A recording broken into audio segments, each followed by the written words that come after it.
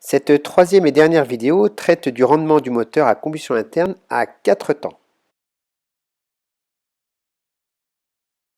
Détermination du rendement thermique du moteur. Afin de déterminer le rendement, nous allons devoir déterminer le travail sur le cycle, la quantité de chaleur échangée également sur le cycle. Pour cela, nous allons utiliser le premier principe de la thermodynamique qui nous dit que la variation de l'énergie interne, donc delta U, est égale à W plus Q. Comme nous sommes dans un cycle, delta U du cycle est égal au travail du cycle plus Q du cycle. Le fait d'être dans un cycle, la variation de l'énergie interne est égale à 0. Nous pourrons le vérifier en fin de traitement d'exercice. Détermination du travail du cycle.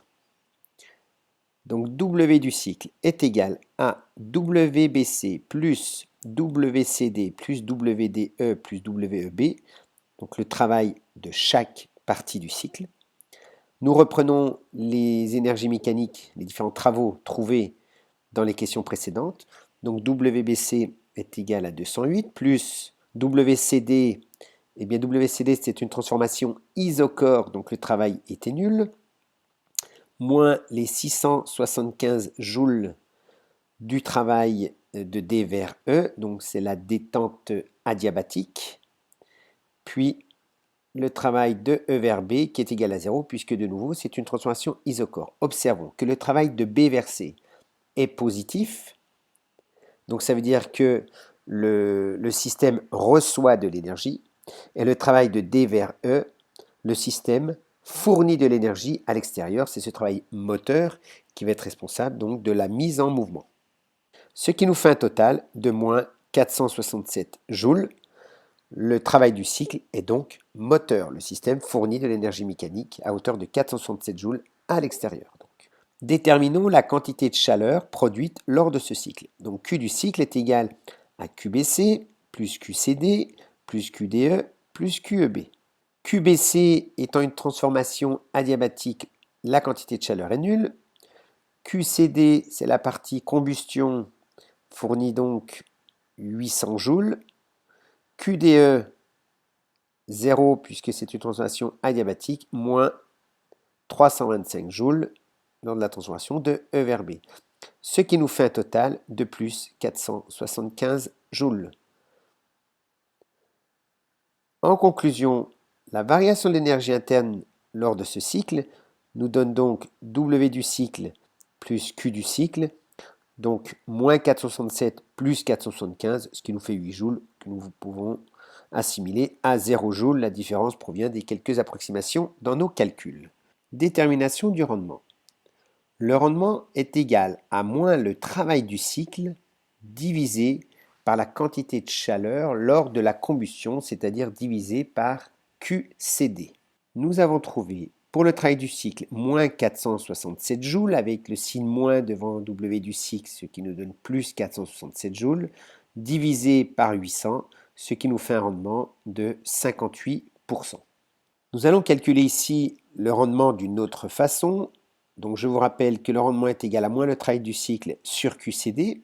Étant donné que la variation de l'énergie interne delta U est égale à 0 et que delta U est égal au travail du cycle plus Q du cycle, nous pouvons déduire que moins le travail du cycle est égal à plus Q du cycle. Donc le rendement prend la forme suivante, égal à Q du cycle divisé par QCD.